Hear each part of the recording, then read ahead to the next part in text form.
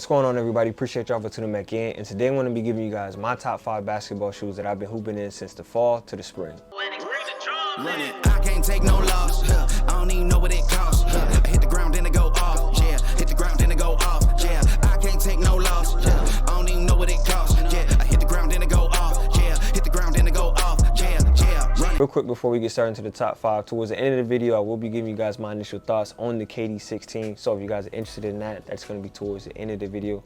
But we are going to get started with my top 5 at number 5. At number 5, we had the Li-Ning Summer Flash, which is a shoe that I'm surprised that crept up to become in my top 5 because it just came out this spring. First got them and I put them on my feet. I was like, okay, they feel pretty good. These are fire. So already, I like the colorway. I've always been a big fan of white shoes. I just don't really wear white shoes too much because obviously if you play at LA Fitness, your shoes are going to get dirty very quick and all that. But I played in these shoes a good amount of times and they're not really dirty. Like up here, unfortunately, it's going to get dirty a little bit. That's the only thing that's probably going to turn gray or brown. But everything else inside the materials of the Summer Flash is not going to turn gray, so that's a big plus. One of my favorite parts aesthetic-wise is the lightning bolt that's inside the shoe. Obviously, that stands out. And a lot of people ask me what these shoes are, and the link will be down in the description below. But these are the Li-Ning Summer Flash. The cushion is boom cushion, really good cushion, good impact force protection. You do feel a little bit of bounce. Really good in that department. Support, really good as well. It's going to hug around the ankle. You do have a good amount of padding around the ankle bone and Achilles heel. The traction pattern for this is definitely a sleeper. Really good inside cords. Does not attract a lot of dust, as you guys can see. Fights off dust. If you're on a very, very clean court, you're going to get some amazing grip. If you're on a dusty court, you're still going to get some really good, damn near amazing grip.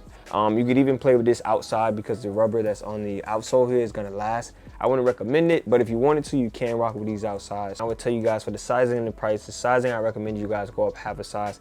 If you're a wide foot, I would tell you guys go up half a size as well, just because I felt in these shoes they did stop short. And they do stop short, so if you guys want a little bit of extra toe room, go up half a size, and the price for these is going to be $135. So all in all, to me, these shoes are really good, and they also are my favorite Li-Ning shoe out. Up next at number 4, we have a shoe that I'm sure is going to continue to grow on my list.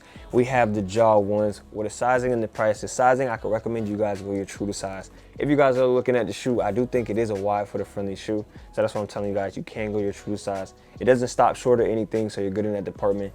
And the pricing is probably the most blessed price on this list for the shoes that I have at $110. Now, we're gonna get into the style real quick. I've always been a fan of these type of colorways, light colorways. Something about having pink on my shoes, a blue, like a limeish green, hitting to the red to the sunset. It's just something about this colorway that I really like. Cushion in this shoe is Air Zoom, one of my favorite Nike cushions of all time, and it feels very solid. Good impact force protection, good responsive energy.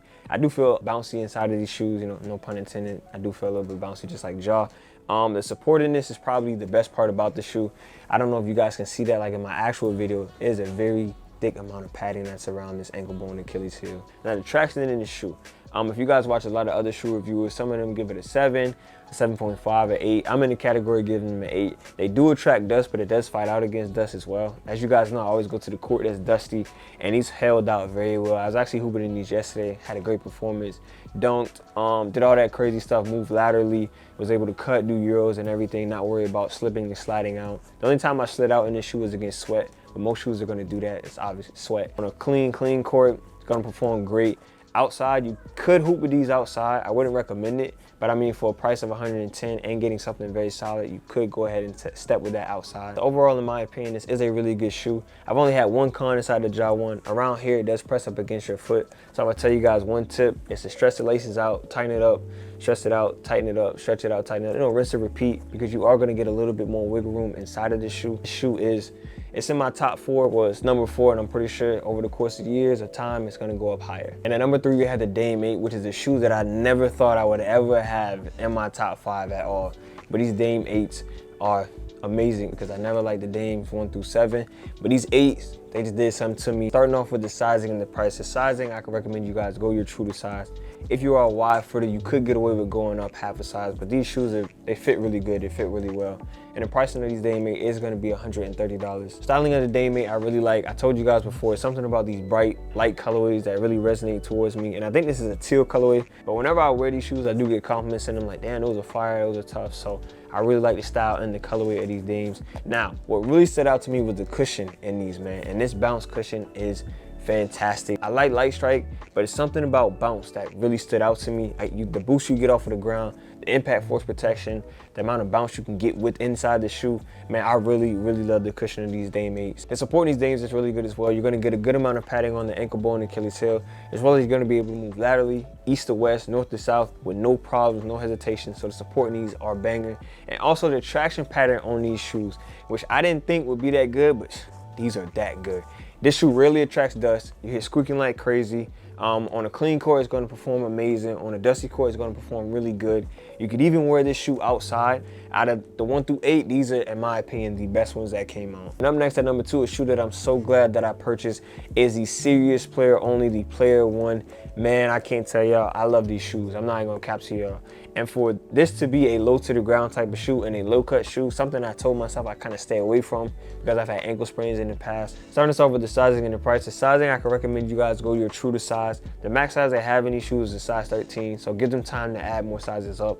But if you're 12 and under, you guys are gonna be just fine in these shoes. And the pricing for these, the original price is $158, but they are gonna be shipped from China, so it's gonna be like a $20 tax on it, so you're gonna be spending around $171. But regardless, in my honest opinion, I think these shoes are very much worth it. The colorway on this shoe I really like is pink. It stands out for me. And actually, when I hoop with these shoes, a lot of people give me compliments and ask me where to find these shoes, so I always plug them in on Instagram. Now, cushion wise, I was a little skeptical at first because it's like a drop-in midsole, but man, when I tell y'all, man, it feels so good. Now, I did buy their insole. This was their original insole, and it's nice. The Avion feels really good. It feels nice. Now, but when I bought the new one, I'm telling y'all, I get the boost off of the ground. I get more padding.